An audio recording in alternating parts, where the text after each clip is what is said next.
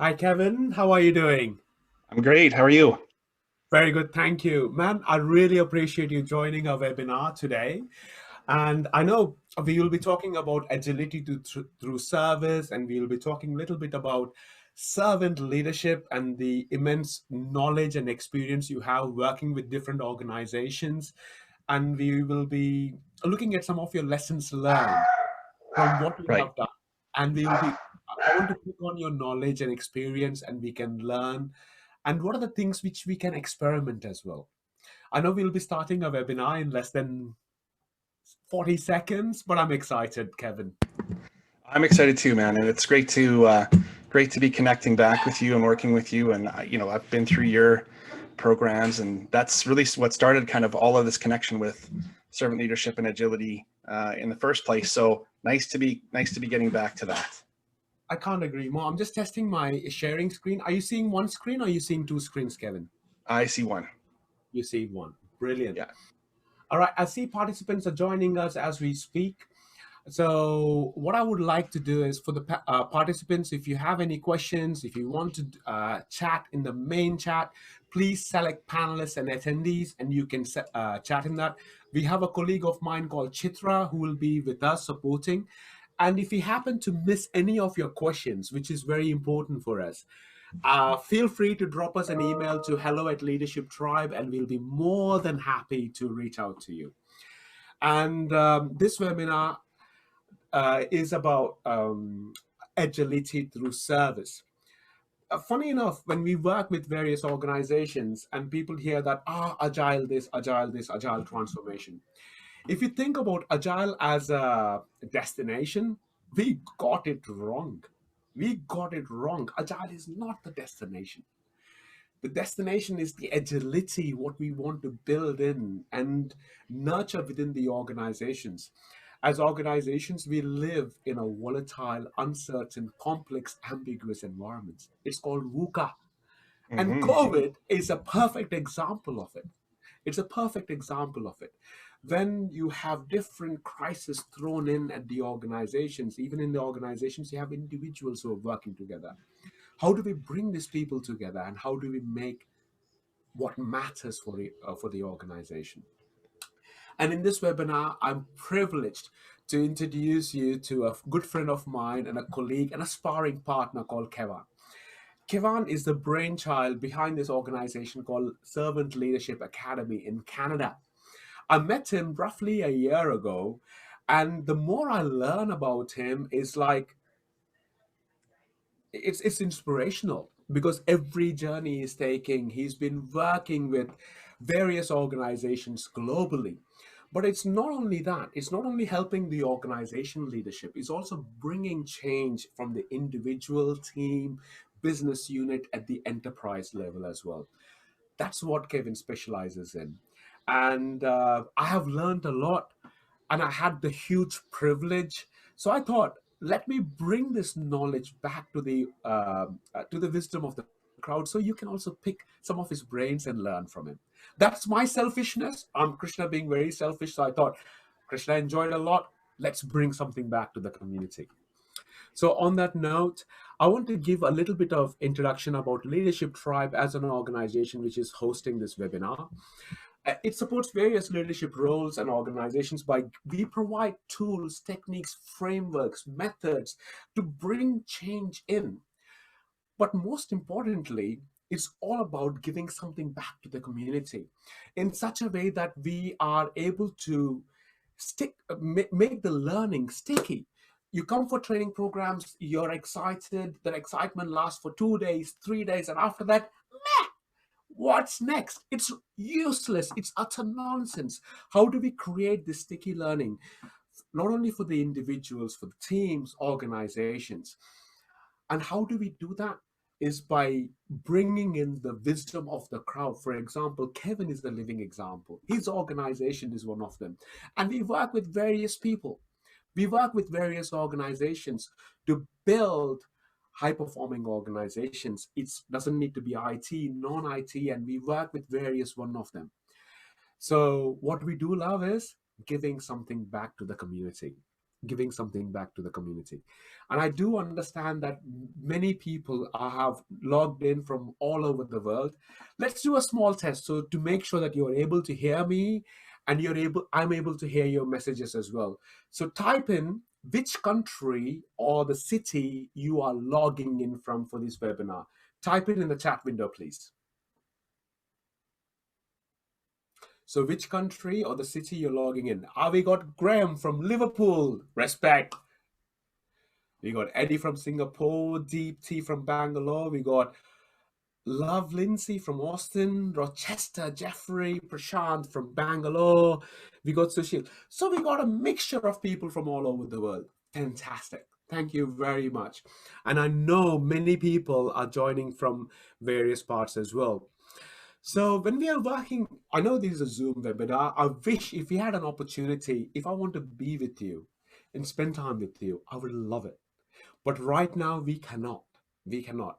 So what we are doing is, it's a wisdom of the crowd. We are learning together. We will be sharing. We will be sharing this webinar deck as well as the recording to you after the session. And if you're interested to invest something in yourself, to learn more, reach out to Kevin, reach out to Krishna, reach out to Hello at Leadership Tribe, and we'll be more than happy. And this session is for 45 to 60 minutes. And if you have any questions, feel free to ask us and we'll be more than happy. So on that note, I will stop sharing my screen and I will hand over the audience to my colleague and a great friend, Kevin. Kevin, over to you, sir. Well, thank you so much, Krishna. I'm just going to set up my screen here, but while I'm talking, it's great to connect with you again, and thanks so much for the big, huge intro. It's like I kind of feel like I'm following Elvis or something like that. But I'm really excited to be here, and as Krishna said, you know, we know each other and have worked together in the past, and we've got a little bit of a relationship and a partnership happening between Leadership Tribe and Servant Leadership Academy. And I'm really excited to talk to you a little bit today about something that I've learned over the last couple of years, which is just that really strong, really important connection between servant leadership and Agile. And I think the two fit so closely together. It's like a hand in glove. And I'm really excited to kind of share, you know, where we've kind of come from and what we've done, you know, to sort of enhance that or bridge that connection between agility and servant leadership. So I'm just going to share, I'll go through a little bit about myself. And I just want to, you know, give you a little bit of information about my organization and the work that we do to bring, you know, service back to leadership. So we're a full service training, development, coaching, and consulting organization. And we're focused on, you know, as Krishna kind of said, that change, you know, that transformation of leadership philosophy within organizations. And if we've learned really anything over the last 18 months, it's that, as Krishna talked about, work is changing. Our next normal is going to need our people, our processes, our practices to be more agile and adaptable, more, you know, VUCA proof than ever. And this is a perfect time to start looking at agile methodology and servant leadership as a solution to that constantly changing workplace and those moving targets that we're all going to have to be okay with, you know, moving forward.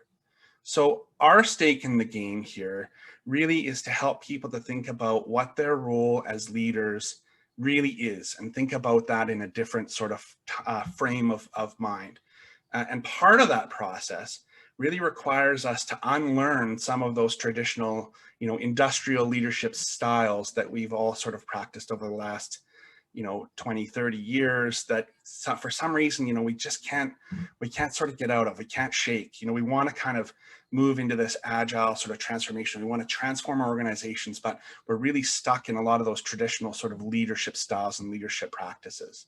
So we help companies kind of better connect, you know, their people and their leadership to purpose, help them develop people-centered approaches and practices, and help them grow, you know, their brand and their people. And, you know, I guess the one thing that I would sort of mention right off the top is, you know, servant leadership is very well known. Robert Greenleaf is somebody who sort of coined the term servant leadership. Everyone talks about Robert Greenleaf and his essay, Servant as Leader, as sort of being the cornerstone of servant leadership. I wouldn't necessarily call Servant Leadership Academy a purist version of servant leadership, although we really do believe in those core philosophies that Robert Greenleaf has kind of popularized over the last 50 years. But we also get that a lot has changed, over the last 50 years as well. And so we've really tried to kind of create a servant leadership model to honor and follow some of those concepts and some of those key kind of initiatives and activities. But we also wanted to create a model that leaders can follow that takes, sort of the modern context that we're all living in into account.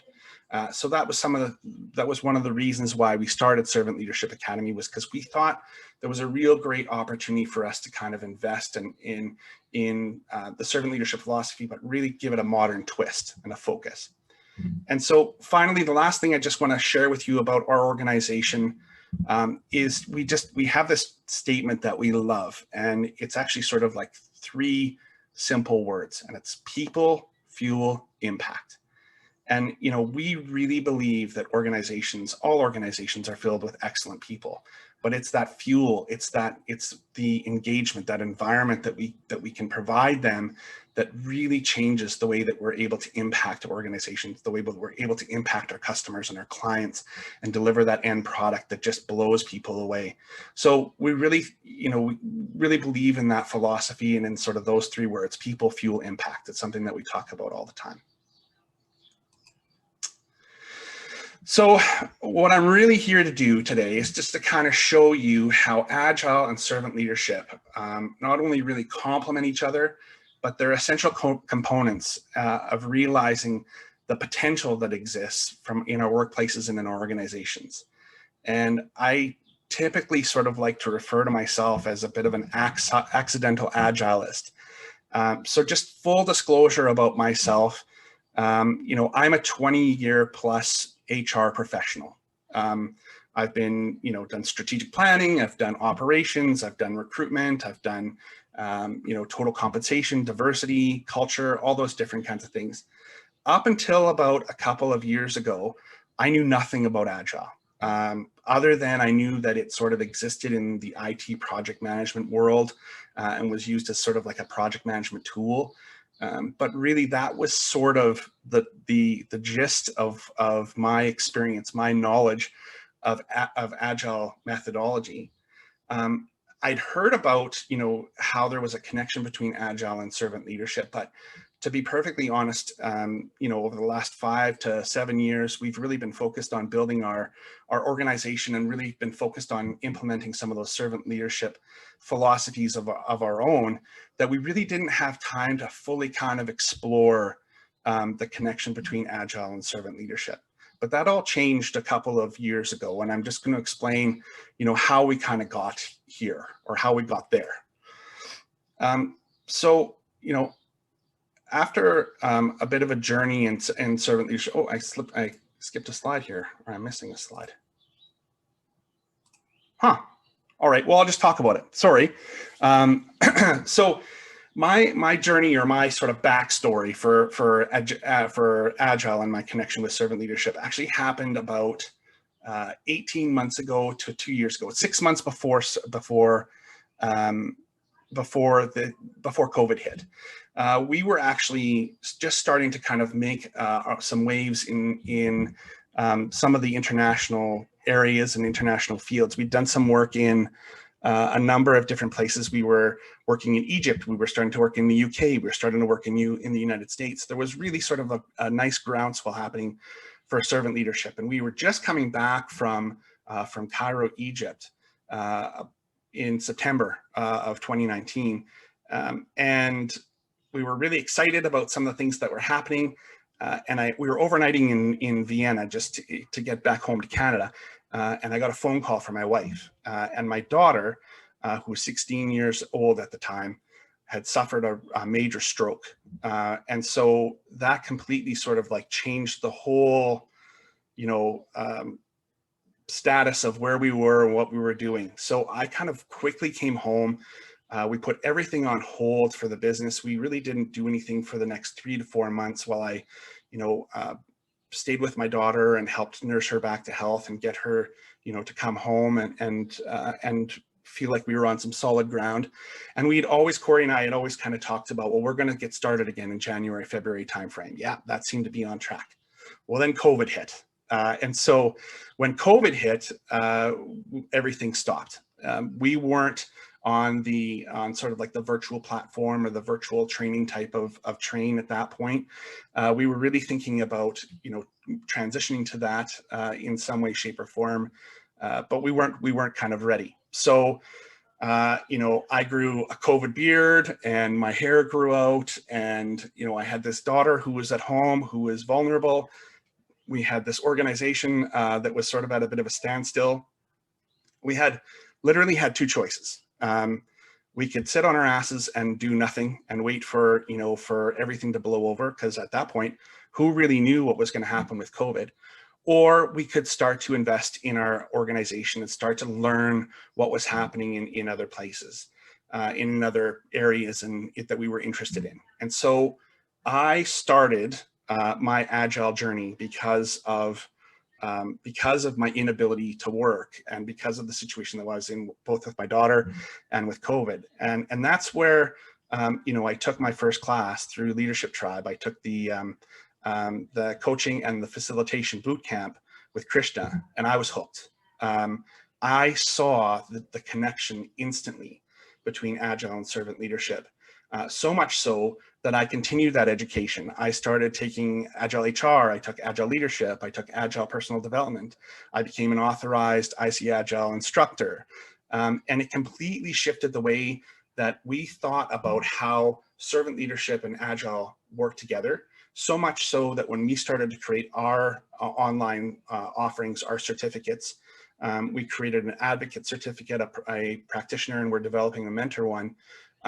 They all have Agile sort of elements that are kind of baked in and loosely connected, but we've also been able to offer some of those Agile trainings as well. So we were really excited about that, and how that sort of completely transformed, our thoughts, our processes about how Agile and servant leadership connect to each other.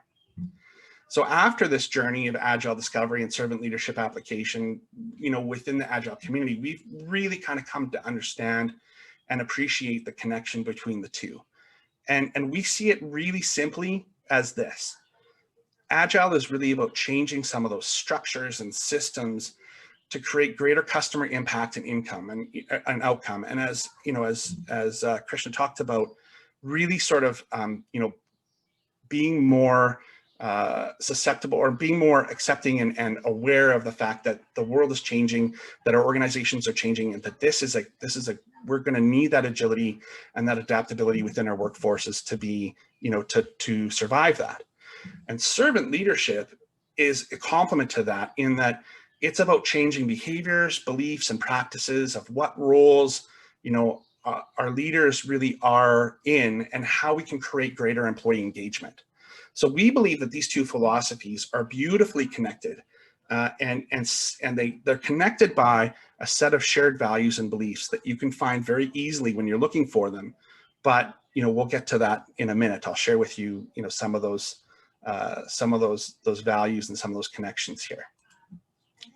So first off, I just want to start off with a bit of a crash course on servant leadership, but with our own modern twist, so that you can kind of get a sense of how Servant Leadership Academy has sort of positioned ourselves, how we've changed, and how we're doing something a little bit different with that servant leadership, philosophy, to make it kind of fit more of a modern sort of context.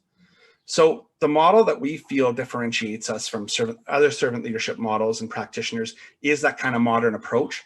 But before I sort of talk to you about that, I'd like to get a sense from the folks that are in the room about what you think what do you define, or how do you define servant leadership? So if you wouldn't mind just hopping into the chat really quick and just sharing with us, or sharing with me, a little bit about what's your definition of servant leadership?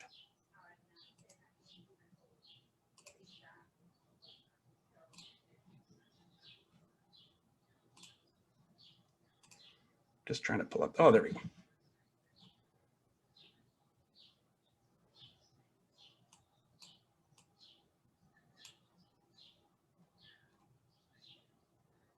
Influence without authority. Okay, that's a good one. Service taker and giver. Leading teams with putting them first. It's not about you. That's great. We're going to talk a little bit about that, Gloria. Remover of impediments. Okay. I work with them to ensure delivery that they want plus guidance. It's about elevating your team. All of those things are correct. Inverting the pyramid. Hey, we're going to talk about the pyramid next, so we'll talk about that too. That's awesome. Thank you, guys. Those are all fantastic explanations of servant leadership, and I thank you for sharing those. So oddly enough, Krishna talked a little bit about inverting the pyramid or the pyramid, and I'm going to share with you just a quick, sort of, you're already ahead of me here in terms of some of the content, but we'll talk a little bit about this pyramid.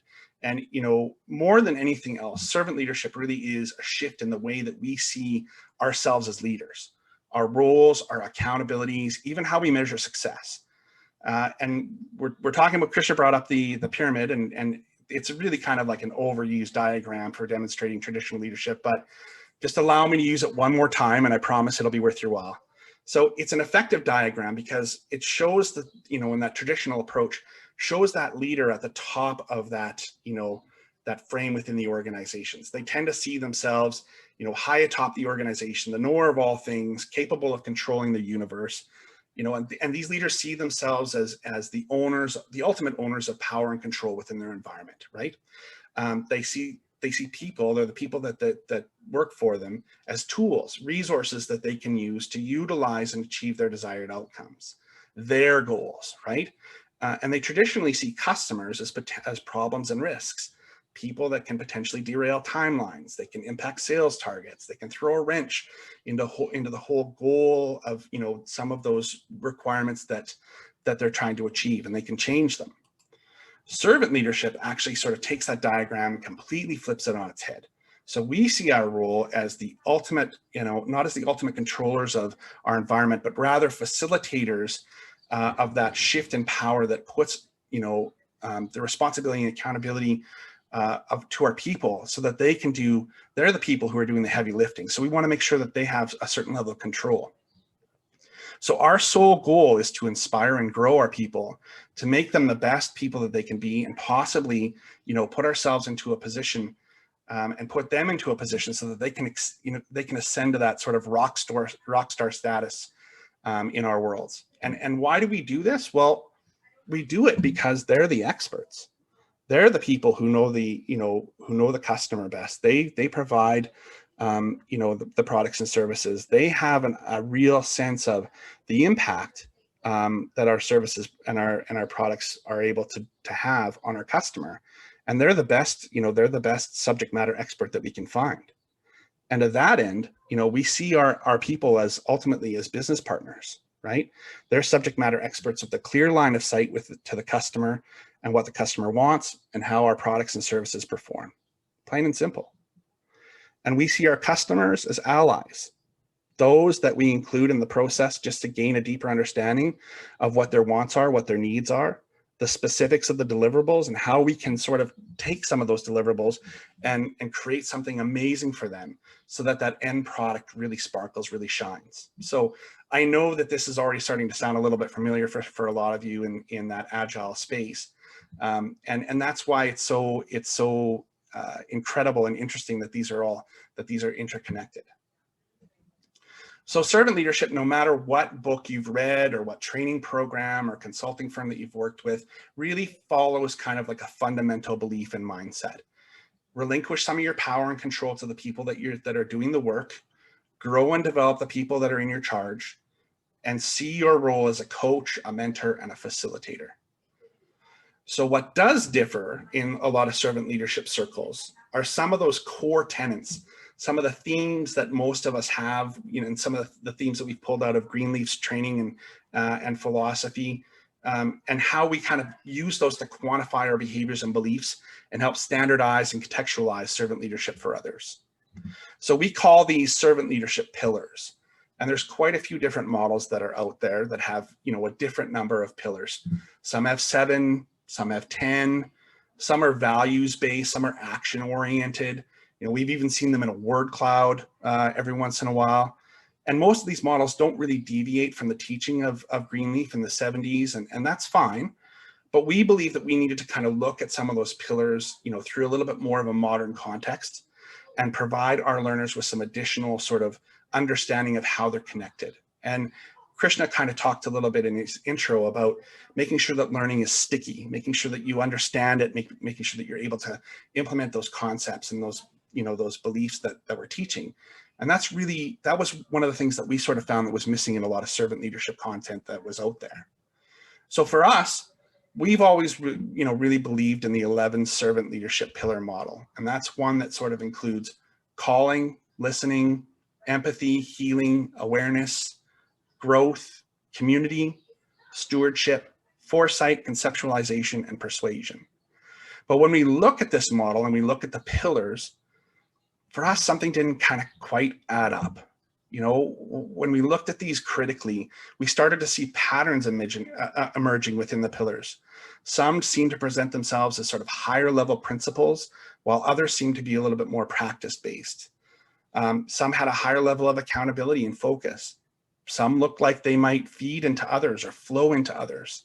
And some seem to speak to a higher level of personal purpose.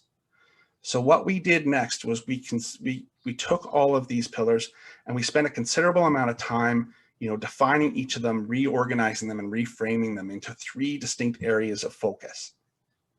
And this really is at the heart of Servant Leadership Academy training and servant leadership philosophy and our model. But we call these 3 circles of influence. So the first circle of influence is called purpose. And it's really about creating a space for servant leaders to better understand what they are all about, what makes them tick.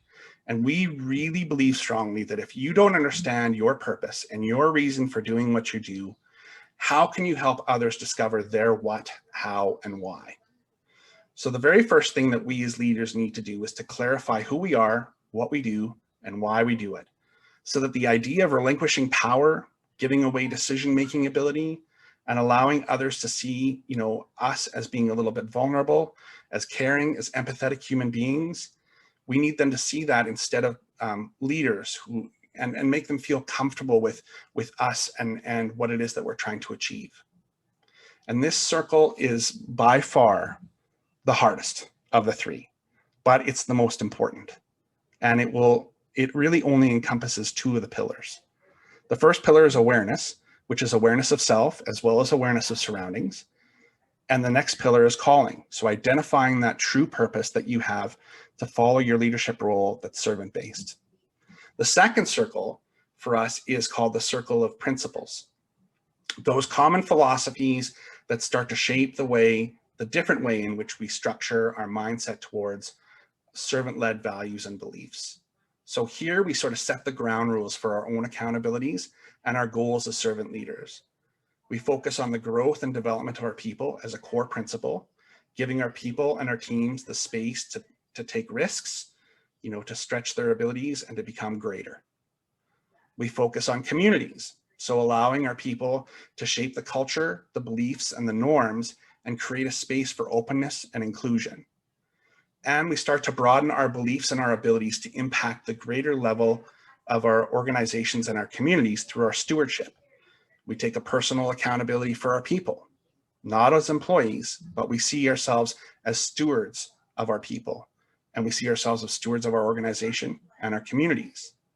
And this is kind of that standard that we set as servant leaders and how we'll choose to represent ourselves every day in our servant leadership practice. So the third circle is the one that everyone wants to start with, of course, because it's the practices. It's the ones that you can start to kind of implement, you can kind of action on a day-to-day basis. And that's true. Those are the things that you're going to do. But unless you have a deep understanding of your own personal purpose and a strong set of principles to sort of set that foundation, your practices can sometimes really turn out to be meaningless. However, when you have those first 2 circles of influence in place, your practices, especially when they're consistent and repeatable, that's where the magic happens, right? So these actions that happen on a daily basis show your people that you're shifting your values and beliefs, you're giving permission to change for you to change as well as them to change, and the way that we work as well. They're core servant leadership philosophies, each with a significant level of importance, and they signal to your people that you're changing your style of leadership. Things like listening, empathy, healing, conceptualization, foresight, persuasion. These are the day-to-day practices of a servant leader. So the million-dollar question here is, what do we do with these circles? How do these help you become, a better Agile leader, a better coach, a better Scrum Master? How does servant leadership connect with Agile? Well, for me and for us, when we were building, some of our core curriculum for the Servant Leadership Academy and starting to focus in on the connection between servant leadership and Agile, the answer is really in the Agile Manifesto. So that set of standards and values and beliefs that were written by, those 17 Agile gurus in the snow-top chalets of Snowbird Ski Resort in Utah 20 years ago. They all gathered together in a room in their plaid shirts and their khakis and hammered out, the foundations for the Agile values and beliefs. I can tease, the Agile and khakis because I love that. My brother's an IT professional and he dresses exactly like them. It's like an IT developer uniform of some sort. I don't know.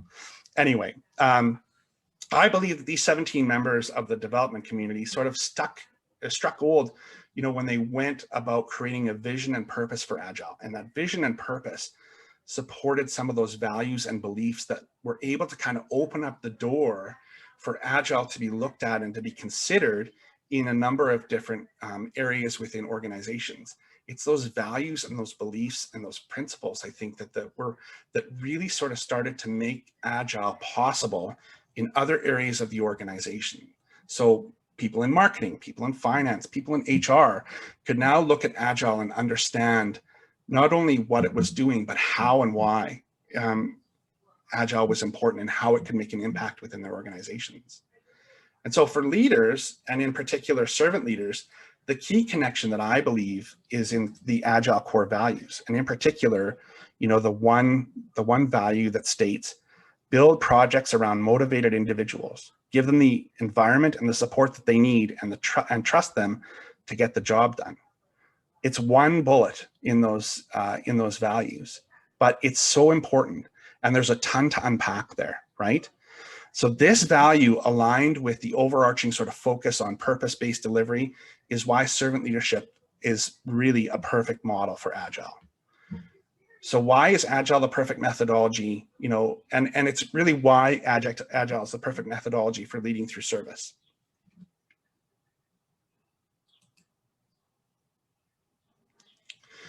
So we know that Agile is all about business transformation, as Krishna talked about earlier. It's about, getting products and services out more efficiently. It's about being able to adapt and to move in more of that VUCA environment. It's about creating greater customer satisfaction and end user experience. It's about having boundary spanning teams. It's about changing structure and systems and our business to adapt for some of that VUCA world. But many organizations fail in its delivery because they take that Agile methodology and they cram it into an industrial, aged way of leading. And we really submit that you can't transform your business without transforming your leadership as well. So what most organizations, we feel, need is a rethink of what a leader's role truly is within an Agile environment and in a VUCA world. And it's really a micro, we need to ask ourselves, is it really a micromanaged, process where we're involved in every step? Do we need the final say in all the decisions? Do we need to insist on being updated on every turn so that we can direct, the next step in the process?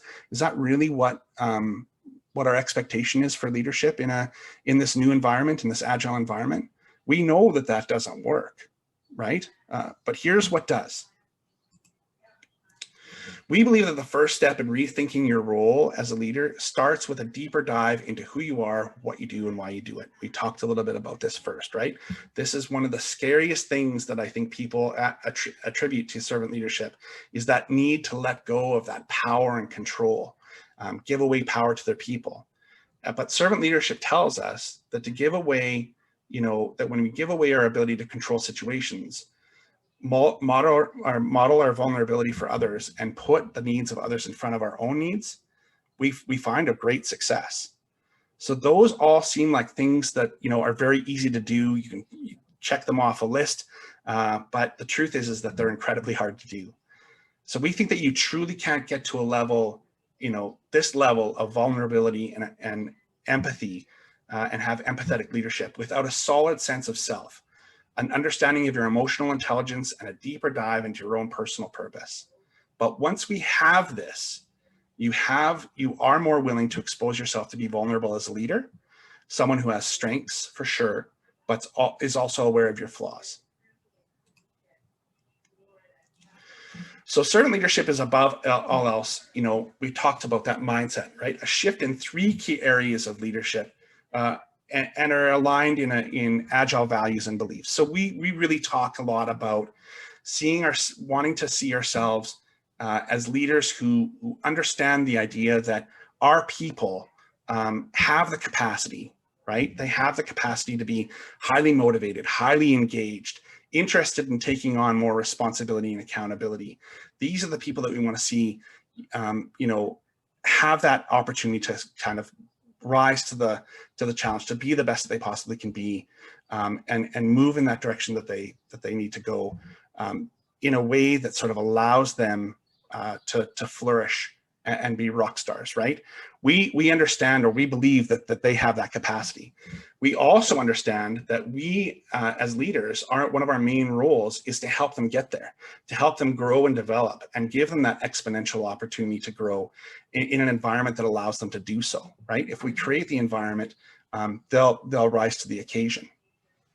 And we believe in an infinite mindset, maintaining a focus on purpose and long-term objectives, right? Some of the things that we as servant leaders really focus on from a leadership perspective allows us to kind of look at that long-term goal and not focus on some of the short-term gains, because we have a longer vision in mind. We want long-term success for our people.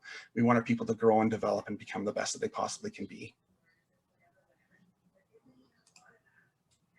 But in order to get there, however, we need to spend time building, a mindset of service and challenging and establishing our beliefs, our own beliefs, right? That's that unlearning part that we talked a little bit about earlier. So we believe before you even venture into implementing, different practices and establishing core principles, leaders really have to have a solid footing in the area of understanding their own purpose. So this is how we engage that first circle of influence.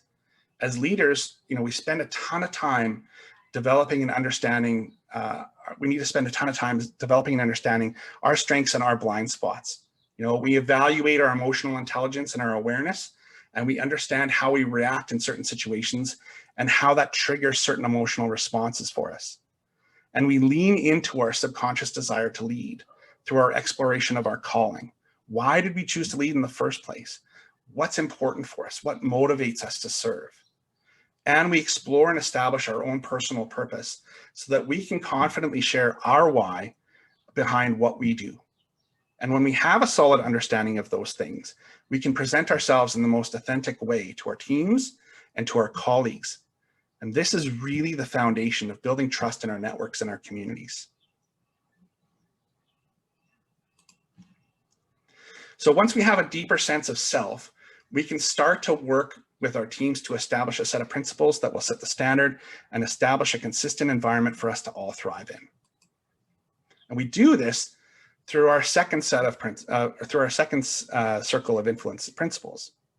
And these are some of those black letter, must do, can't fail sort of standards that we've set for ourselves that we believe are consistent across all servant leadership training, and they're the foundation for our chain of reasoning as well. So they help set the table for our practices and the expectations that we have for ourselves and for our people. It's taking that mindset shift that we've been talking about and starting to embed it into our beliefs and into our culture. So now that you're in tune with you it's time to start to take that purpose and that passion that you have for your people and your customers and start to establish that, that set of core principles that are the foundation from which, purpose flows through into practice. And just like that Snowbird 17's manifesto, we lay out the how of how we're going to go about doing what we're doing and how we're going to lead others before we focus on the what. Okay. So within that second circle of influence, we establish that new mindset around our accountabilities and our span of influence. We support the growth and development of our people as a core accountability for ourselves, helping build amazing teams, and we want them to be filled with amazing people, just not amazing employees, amazing people. We focus on their development of self, just like we've done in that first circle of influence for ourselves, right? If we want amazing people, we need to help establish and maintain an amazing community at work, one that allows them to thrive and to flourish and be safe and respectful and supportive of our reasonable risks in the name of challenging ourselves and innovation, right, for our clients. And we aren't managers anymore, we're stewards. We see ourselves as having a higher level of accountability for the success of our people, the operational integrity of our organizations, and the place in which the place within our local and global community that we serve. And this is how we create those supportive environments that was mentioned in that manifesto. And we have to do that intentionally, right? We're doing this by choice, not by chance. So the one thing that I want to kind of impress upon you, and the thing that makes us different than the Agile Manifesto, is that we don't really talk about the client in servant leadership training and servant leadership philosophy, not even once. And that's because we as servant leaders, our client isn't our concern. The client is the concern of the people that we lead. We need to focus on making our people great so that they can in turn make that customer experience great, okay? We love talking about the chain of service at Servant Leadership Academy. And one chart that we refer to often is the service profit chain, a model that was created by Leonard Schlesinger and James Haskett, researchers at Harvard University. And it connects employee engagement, customer experience and satisfaction, and customer loyalty to the revenue growth and profitability. And we like this chain because it shows the links in the chain that come well before perhaps what most leaders in most areas, maybe even, particularly in marketing and sales, consider as being the beginning of the service chain. True service excellence and thus increased profitability comes when you create an environment where your people feel included, they feel engaged, they feel satisfied, and they feel valued. So most traditional leaders are focused on that far right kind of corner of the service chain, the outcomes, right? They apply pressure to their people in different ways in an attempt to influence that final link in the chain. But that's not how we roll as servant leaders, right?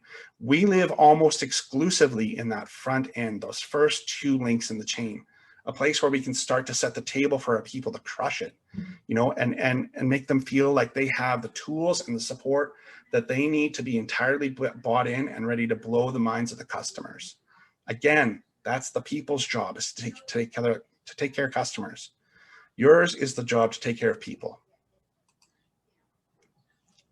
So that final circle of influence, that one that everyone wants to talk about, are those consistent and repeatable practices that shift the way that people work and the way that you lead them on a daily basis. And no surprise, this area covers the largest amount of pillars of all, right? The 6 of them. So, however, I want to kind of just walk you through these practices because I think that there's actually 2 sort of specific areas of practice that are focused on within the practice circle. And it'll help you sort of understand how we can establish those principles and put those principles into play. And these practices won't stick, if they're not connected to that purpose in those principal areas. So let's just talk a little bit about those. So again, that single greatest challenge that you're going to face, that's going to be an issue for you, is that internal struggle that you'll have with yourself to let go of your ability of command and control of people. But it's the only way that you can achieve a higher level of growth and development and establish that environment for your people to buy in and to be great. We talk about this lots with our clients, that they need to establish They need to establish a mindset that it's your customer that establishes the destination. Your people choose the path, and you get to sit in the passenger seat and help cheer them on. That's your role. When we talk about changing behavior through change in practice, we're really talking about two very distinct sets of principles that need to change. First is that you have to practice being less of a leader and more of a mentor and a coach. You don't have to, you don't have those default moves anymore to fall back on for saying things like, you'll do this because I say so and I'm the boss. Those kinds of statements don't really fly in servant leadership philosophy. Instead, you need to adopt a new stance, one that's more of a trusted advisor or a sounding board for your people. So your core skills in this stance also need to change, and you need to really strengthen your practices like listening skills, using your active listening to seek to understand, not to respond, to be present and to help your people, find answers that they're seeking, not provide them for them. You use empathy to understand what they're going through, gaining an understanding of their issues, observing the environmental issues and personal issues, and using those to help navigate the issues around what your people are going through and how to create solutions. And finally, you'll use healing as a way of restoring people's faith in their abilities and building their confidence. We want everyone to feel as though they matter and that they have value within our teams. Again, we run into a lot of organizations who talk to us about how their agile processes aren't working. And then it's usually because they've really not gone that extra step into committing to transform their leadership style. They say that they're willing to relinquish control and command, but the truth is that they really are, they're really not bought into that process. And they tend to pull away a lot of the autonomy and that command and control when things go south, when things turn into that, or when the VUCA world starts to step into our environment. And so I always like to compare it to the Autotopia ride at Disneyland. I don't know how many of you have been to Disneyland, but for those of you who've never been there, it's this ride that's sort of sponsored by Toyota that promotes the ability for kids to drive their very own car. You're 5 years old, you've always wanted to drive, every kid wants to drive. So here's an opportunity to drive your very own car at Disneyland. I get it. It's great. Kids get really excited about it, but it's also a ride at Disney, right? So there's big giant bumpers on both sides of the car. The car can really only go about 5 miles an hour, and there's this giant metal bar in the middle of the road, so that as you're driving, if you drive too far off one side, or you drive, you try and turn your wheel to go off the road, the bar will stop you and kind of push you into the middle, right? And that's, in a lot of ways, that's a really great analogy for how a lot of organizations operate, right? They tell you that you're going to be able to drive your own car, but they put a bunch of bumpers on, they only let you drive 5 miles an hour, and they put a giant metal bar in the middle of the road so that you really can't steer off the course. And sometimes that perception or that idea, of being able to have all the restrictions, but then have all those freedoms pulled away from you, can actually hurt your organization, be more detrimental to your team than giving them the autonomy and the ability to do it on their own, right? As servant leaders and coaches, we're more about creating that environment and allowing people to have full control of where they're going, but we don't abdicate responsibility, and accountability for the safety of our people or organizations. We don't let them run off the side of the road, but we let them hit the ditch every once in a while because it's an opportunity to promote learning. It's an opportunity for growth and understanding. We just make sure that there's a fence on the other side so that people don't fall off the side of the cliff.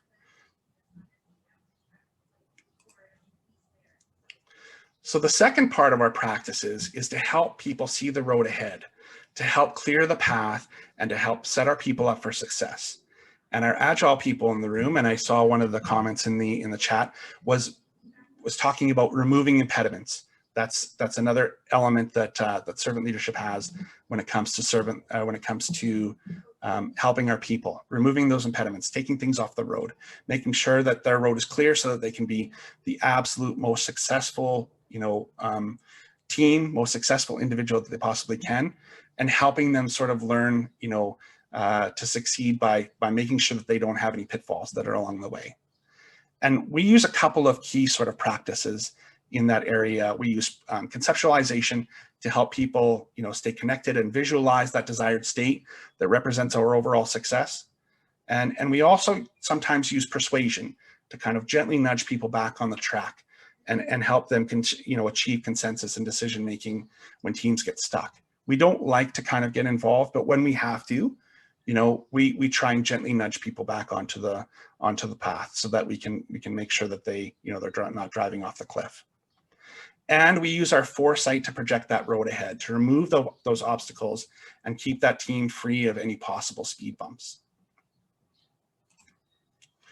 And one issue that we feel, leaders run into all the time is just trying to see too far into the future and ignoring the real power and the value of some of those concepts to remove those impediments, in particular that foresight side of things. And one illustration that helps us better articulate that future landscape is a drawing that was created by psychologist Hardin Tibbs called The Star, the Mountains, the Chessboard, and the Self.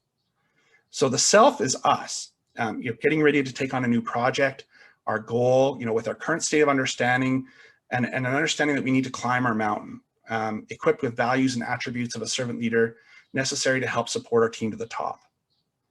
The star represents our purpose, that goal that we're constantly working towards, but will never achieve, that idealistic future. The mountain actually represents the difficult yet achievable objective that we're all trying to accomplish. Yet we're not quite sure how to climb it, but we know what it looks like through our conceptualization of the goal, and we're determined to solve it, to climb it.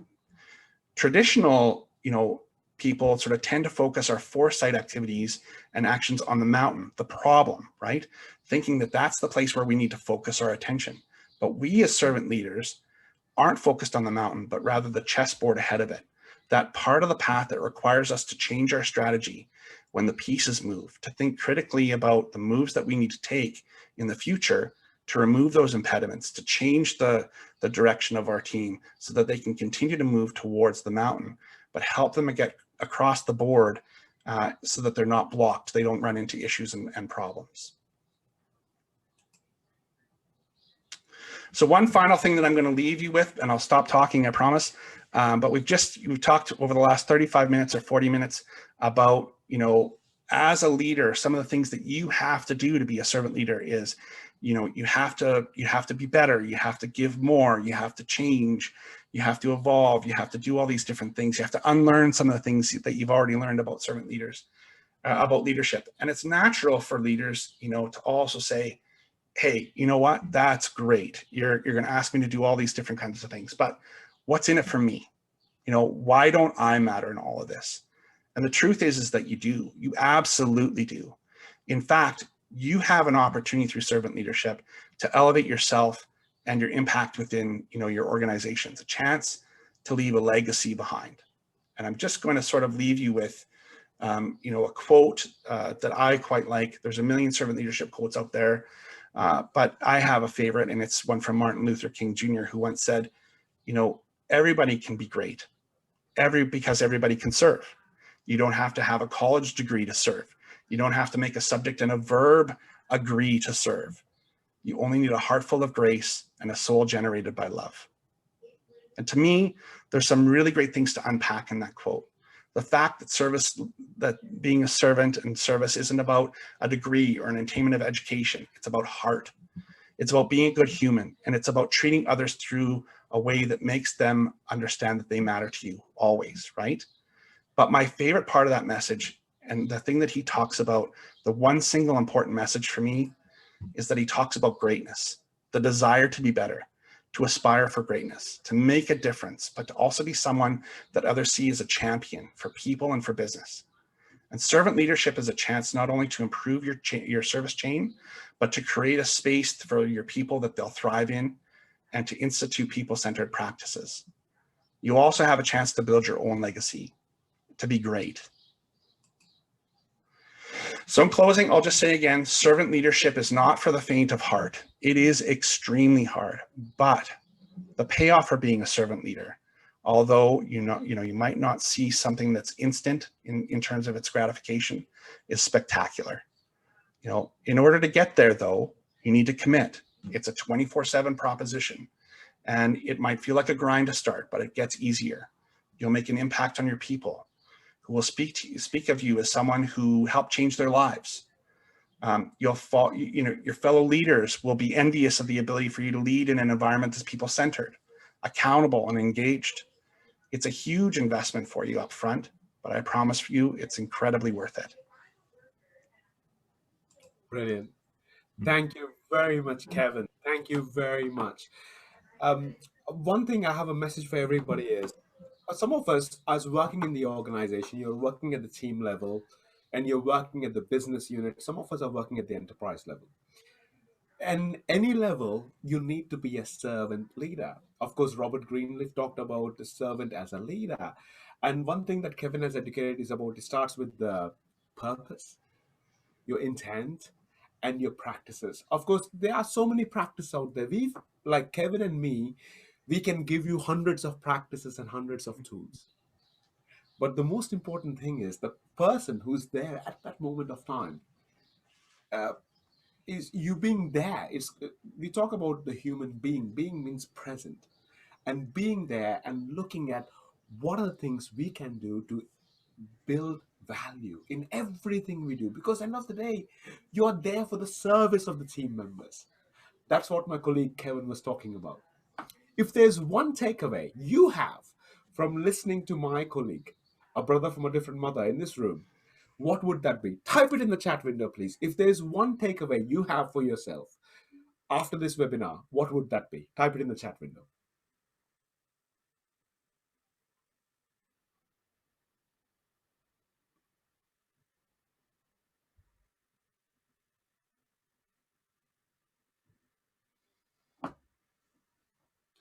Okay, I see that some of the messages are coming directly to me. It's about being present. Okay, some really, if you can add it to panelists and attendees instead of sending to me, that'll be amazing. I see that 3 circles of influence, difficult to achieve, but ultimately worthwhile. It is difficult. There's something which my colleague Kevin also talked about. If you know something is working fine, you can call it copying brilliance. Copy it and try it and experiment and see if it works for you. Or steal shamelessly. See what works for you and take it from there, because end of the day we can be talking about it for months and months and months, and without any action it's useless. It's all about bringing back to actions. When you talk about actions, it's also investing in yourself with some sort of a training. There's so many multiple training programs out there. Of course, Kevin is an amazing trainer, facilitator when it comes to HR, facilitation, coaching. There's so many things my colleague does. But the question is, what is in it for you?